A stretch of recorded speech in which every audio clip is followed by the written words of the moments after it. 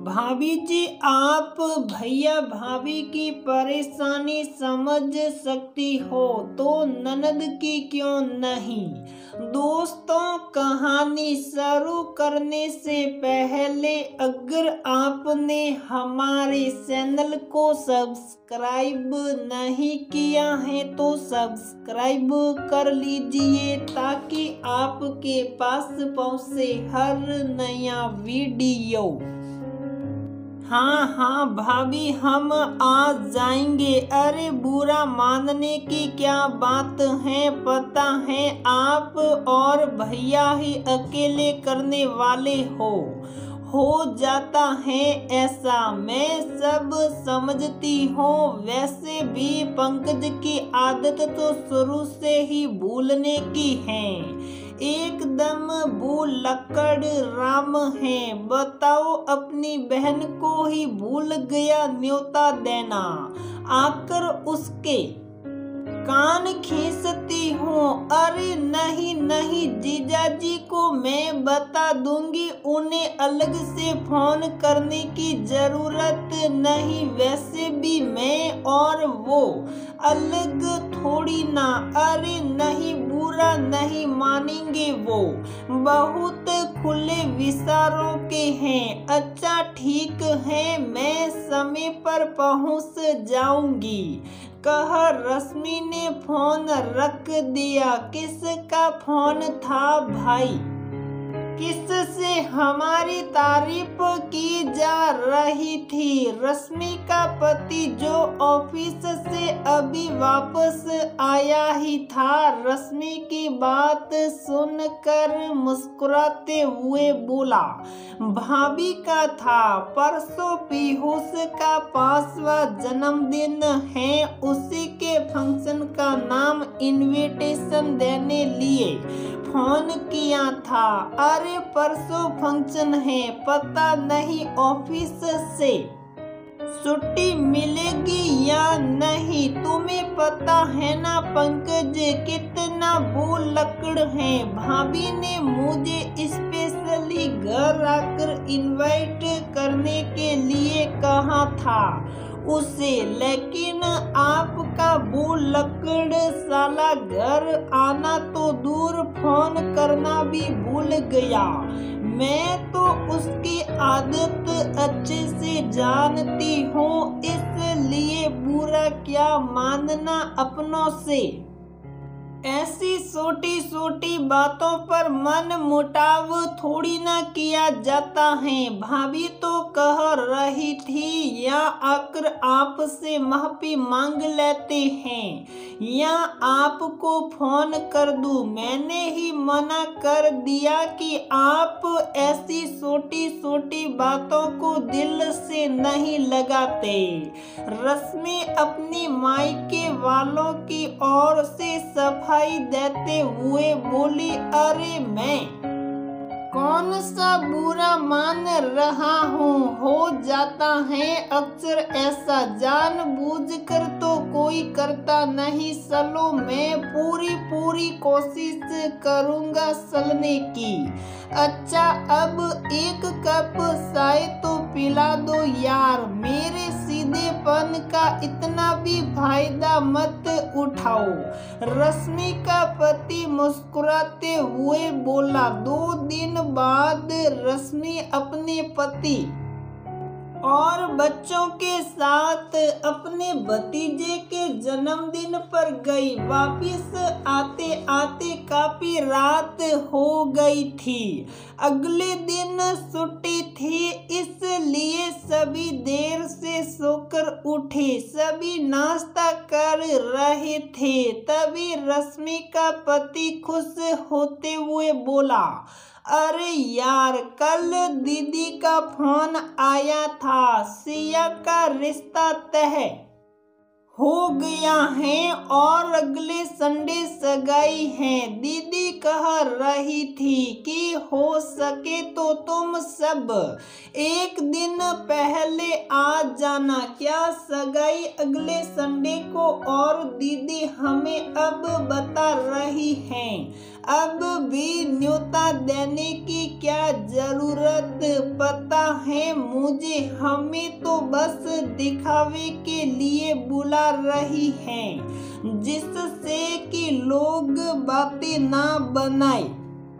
कैसी बात कर रही हो रश्मि, पता है ना दीदी अकेले करने वाली हैं। जीजाजी होते तो बात ही कुछ और थी, और उनके परिवार का हाल तो तुम जानती हो। जीजाजी के जाने के बाद कैसे उनको अलग थलग कर दिया, सब जानती और समझती हूँ। उसे सब पता है भाई, सीधा सादा है, जो कहेगी वही मान लेगा, लेकिन मैं नहीं, हद होती है। अरे भाई भाभी को तो सबसे पहले पूछना चाहिए, और हमें दिन के दिन पूछ रहे हैं। वैसे भी उन्होंने आपको फोन किया है, आप चले जाना। मैं आपको नहीं रोक रही, लेकिन मैं नहीं जाऊंगी। पागल हो गई हो क्या? उन्होंने तो कल पहले तुम्हें ही फोन किया था, लेकिन तुमने फोन नहीं उठाया और ना ही कॉल बैक किया, इसलिए उन्होंने मेरे पास फोन किया था। वह तो आने के लिए कह रही थी, मैंने ही मना कर दिया कि वहाँ का काम संभाले, इन सब फॉर्मेलिटी की जरूरत नहीं। आप ज्यादा सफाई मत दो अपनी बहन की, सब समझती हूँ मैं क्यों नहीं उठाऊंगी उनका फोन। मम्मी बुआ का फोन आया था, फोन मेरे पास ही तो था, मैंने आपको बताया भी था, लेकिन आपने कहा कि अभी मैं बिजी हूँ, बाद में बात कर लूंगी। अपना झूठ पकड़े जाने पर रश्मि का चेहरा सफेद पड़ गया। वैसे भी यह पहली बार नहीं था, अक्सर वह अपनी ननद के फोन को इग्नोर कर देती थी। रश्मि का पति उस समय तो चुप रहा, लेकिन जब बच्चे नाश्ता करके अपने कमरे में चले गए तो वह बोला, रश्मि ये तुम्हारा कैसा दोगला रवैया है? तुम्हारे भाई भाभी 2 दिन पहले फोन करके न्योता दे रहे हैं, उसमें तुम्हें बुरा नहीं लगा, लेकिन दीदी ने 1 हफ्ते पहले न्योता दिया तो उसका तुम्हें बुरा लग रहा है। उन्होंने मुझे फोन नहीं किया, लेकिन मैंने तो बुरा नहीं माना, फिर तुम क्यों इस बात को तुल दे रही हो?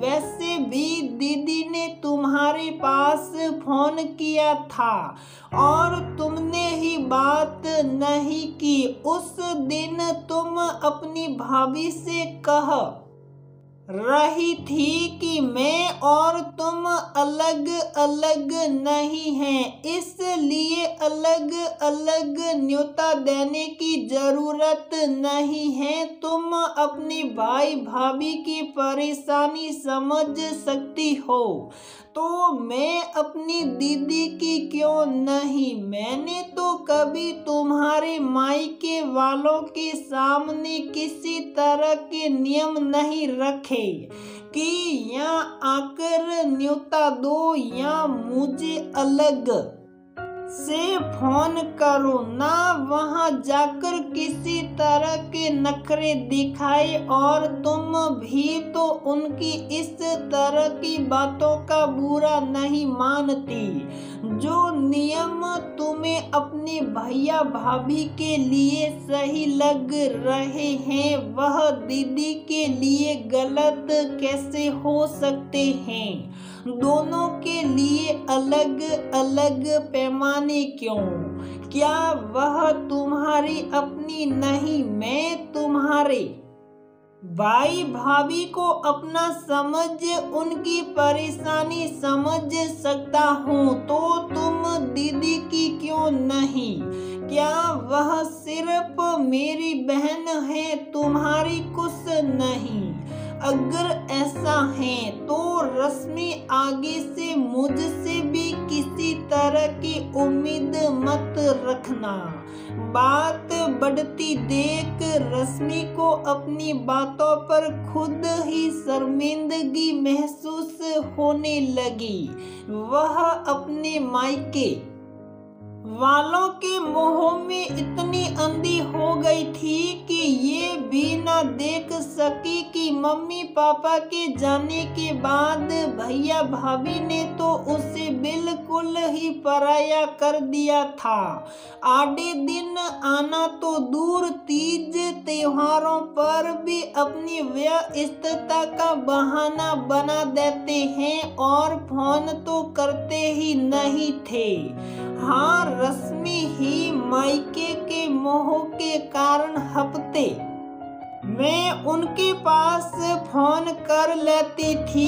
वह भी क्या करे, बेटी हैं, बेटियों का मायके से मोह मरते दम तक भी कहाँ जाता है। एक तरफ जहाँ वह भैया भाभी से जबरदस्ती का नाता जोड़े हुए थी, वहीं उसकी ननद, वह तो जिस दिन से रश्मि ने उस घर में कदम रखा था उसे अपनी छोटी बहन के समान प्यार दिया जितना रश्मि व उसका पति उसे देते, उससे दुगना वह उनके बच्चों के लिए लेकर आती। उनके जीवन में इतनी बड़ी विपत्ति आई, लेकिन कभी उसने अपने भैया भाभी के सामने हाथ नहीं फैलाई। रश्मि का पति हमेशा कहता, दीदी कोई भी परेशानी या जरूरत हो तो जरूर बताना। सुन उसकी ननद हमेशा कहती, बस मेरे भाई भाभी का स्नेह मुझे यूं ही मिलता रहे, इससे ज्यादा मुझे कुछ नहीं चाहिए। और वह उन्हें आज तक अपने पति की बहन से ज्यादा कुछ समझ ही ना सकी। रश्मि अभी आत्म मंथन में डूबी थी कि तभी उसकी ननद का फोन आ गया। नमस्ते दीदी, हाँ हम एक दिन पहले आ जाएंगे, मेरे लायक कुछ काम हो तो जरूर बताना। अच्छा, शॉपिंग के लिए चलना है? हाँ मैं चलूंगी, हमारे घर की पहली शादी है, कोई कोर कसर नहीं रहनी चाहिए। वैसे भी मामा मामी की तरफ से भी तो बहुत कुछ बनता है, इसकी शुरुआत सगाई से क्यों नहीं? अच्छा ठीक है दीदी, आप फोन कर देना, मैं सीधे मार्केट पहुंच जाऊंगी। देर से ही सही, रश्मि में बदलाव की शुरुआत तो हुई। देखकर उसके पति के साथ साथ उसे खुद भी अच्छा महसूस हो रहा था।